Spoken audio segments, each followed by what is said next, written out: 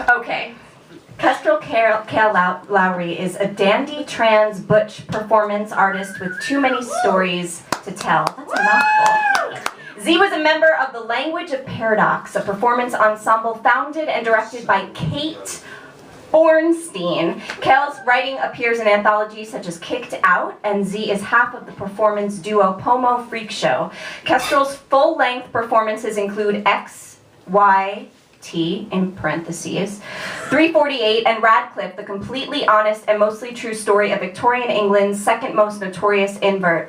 I saw that and I thought it was fabulous. I can't wait to see it again. Hopefully, Kestryl will mention where we can see it again. Z regularly tours to colleges and universities to perform, teach workshops, and talk to students and staff about gender, sexuality, mental health, and social justice. Z lives in Brooklyn, with her partner, 2 puddle-shaped cats, and 2 canines of dramatically different sizes. Please welcome Kestryl to the stage.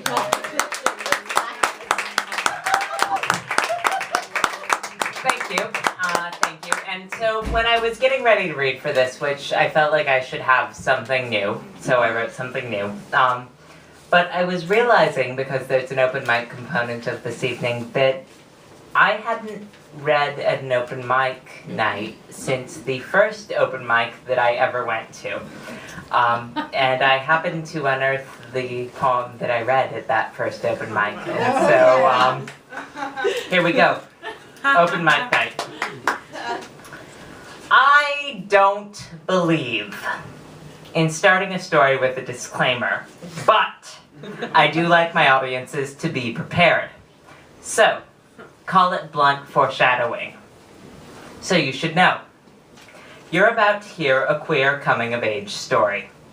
That means it involves an open mic night, an acoustic guitar, and some rather old poetry of dubious merit, which means you are welcome to laugh.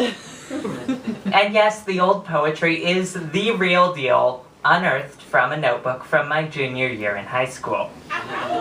So, consider yourself foreshadowed. It was my first time at an open mic night. Well, open mic afternoon, because the Beaverton, that was the real name, Beaverton Public Library branch that was hosting it closed at 6 p.m.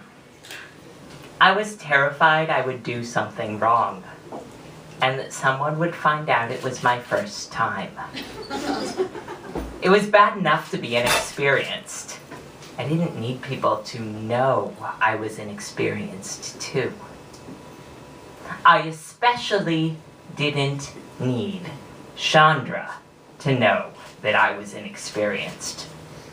Chandra was a senior, and she was probably the best writer I knew.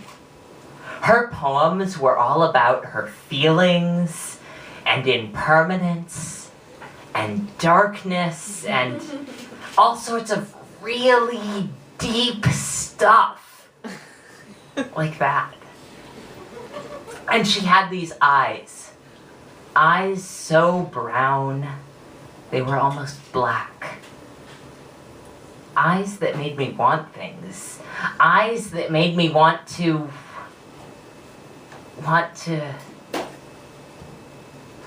impress her.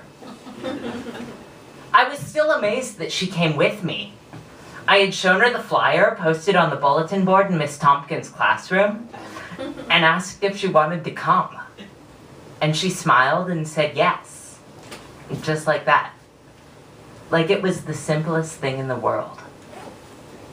And now she was sitting next to me. She had a notebook out and she was writing away. She looked so natural, writing in a notebook at a poetry open mic.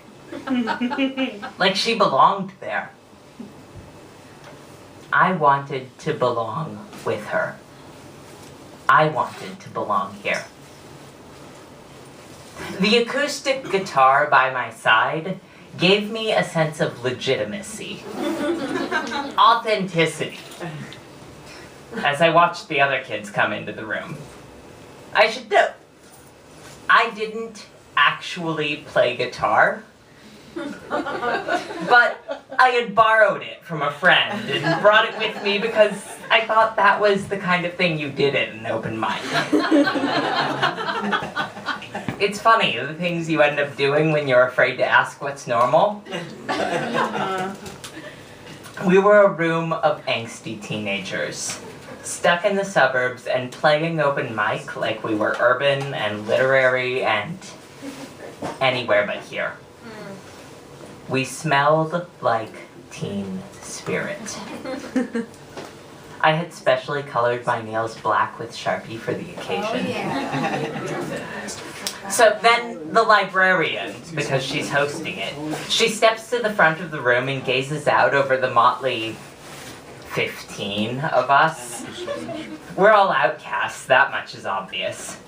She says some stuff about how important poetry is and how inspiring it is that young people like us are interested in the written word, and then she's already reading off the list we signed up on when we came into the room.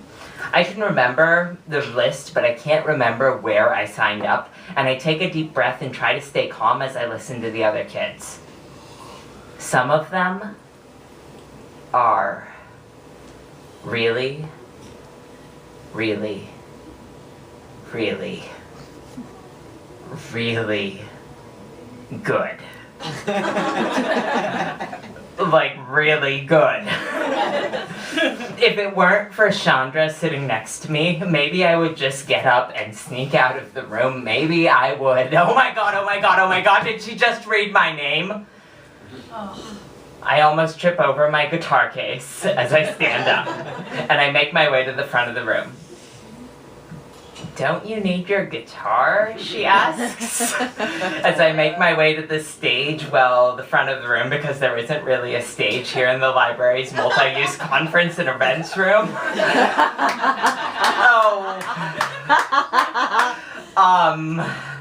No, I reply. I'm just, holding it for a friend who really does play guitar. I reassure her. But I do have a poem, I finish. I reassure the audience, I reassure myself. I brandish my marble composition notebook like a shield before flipping through it, hunting for the piece that I've carefully, painstakingly selected for today. I'm fairly confident that this is the best thing I have ever written.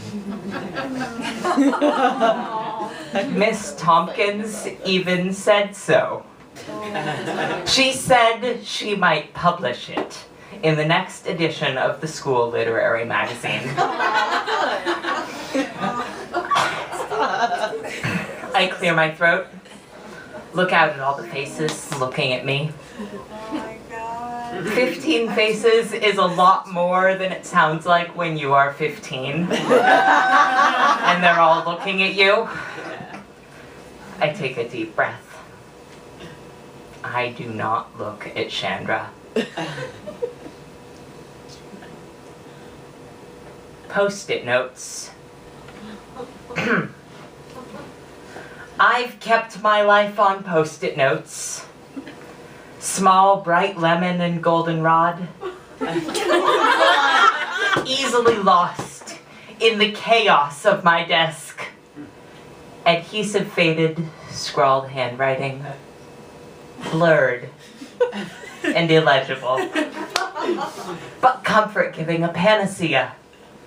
For my mental turmoil, knowing somewhere I wrote it down. They flutter on my ceiling fan's artificial breeze. Scattering, escaping, disappearing. Leaving me here, alone in my room, searching for those faded yellow reminders of my own impermanence.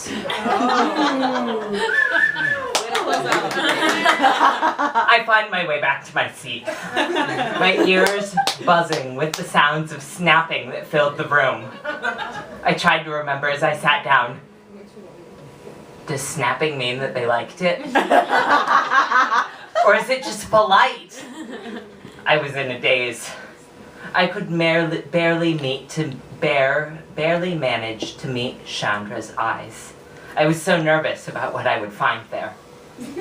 So instead, I started with her feet. My gaze traveled up her legs to her skirt, a tight black thing that best not to linger there, over her hips. Up past her stomach, I can see her breasts rising and falling with her breath, and it's everything I can do to not get lost on the ridge of her collarbone, but my gaze moves up against all odds. Past her neck, her finely carved jaw, her face. Expressionless. I cannot read her eyes, her impossibly brown eyes. But then, she leans in, her lips brushing my ear, her breath warm. That, she whispers, that was